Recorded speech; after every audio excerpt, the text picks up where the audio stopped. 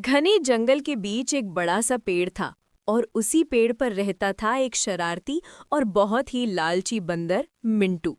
मिंटू का काम था बस इधर उधर कूदना और जहां भी कोई फल दिखे उसे झट से अपने लिए उठा लेना।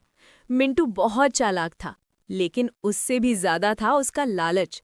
किसी भी पेड़ पर मीठे फल दिख जाएं, मिंटू सबसे पहले पहुंच जाता। मिंटू कहता, ये भी मेरा वो भी मेरा, जितना ज्यादा मिलेगा उतना अच्छा। एक दिन उसी जंगल में एक शिकारी आया। उसने तय किया कि वो आज कोई जानवर पकड़ेगा, खासकर कोई ऐसा जिसे फल ज्यादा पसंद हो। और उसे पता था, बंदर से बड़ा लालची और कौन।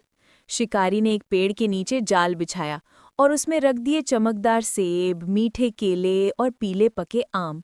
मिंटू दूर पेड़ पर बैठा था। अचानक उसकी नजर उन फलों पर पड़ी। उसकी आंखें चमक उठी। मिंटू, अरे वाह, इतने सारे फल, आज तो मजा ही आ जाएगा। लेकिन उसके मन में एक धीमी सी आवाज आई, ये फल यहाँ ऐसे ही कैसे पड़े हैं, कहीं ये जाल तो नहीं।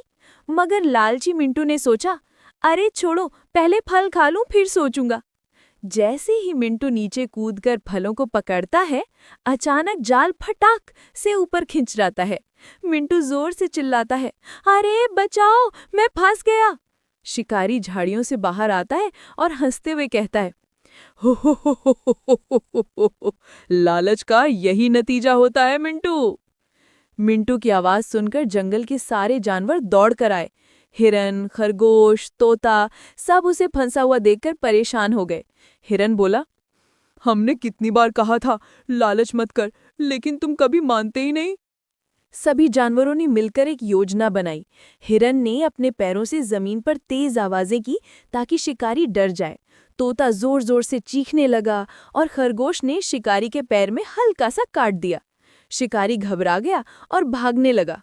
भागते भागते वो जाल की रस्सी छोड़ देता है और मिंटू नीचे जमीन पर गिर जाता है, आजाद। मिंटू ने शर्मिंदा होकर कहा, दोस्तों, मेरी वजह से आप सबको परेशानी उठानी पड़ी। मैं सच में बहुत लालची था। अगर आप लोग ना होते तो मैं नहीं बच पाता। सारे जानवरों ने उसे प्यार से गले लगा लिया। और इस तरह मिंटू ने अपनी जिंदगी का सबसे बड़ा सबक सीखा। लालच हमेशा नुकसान पहुंचाता है और मुश्किल समय में सच्चे दोस्त ही काम आते हैं। जंगल में फिर से खुशी लौट आई और मिंटू ने उस दिन के बाद कभी लालच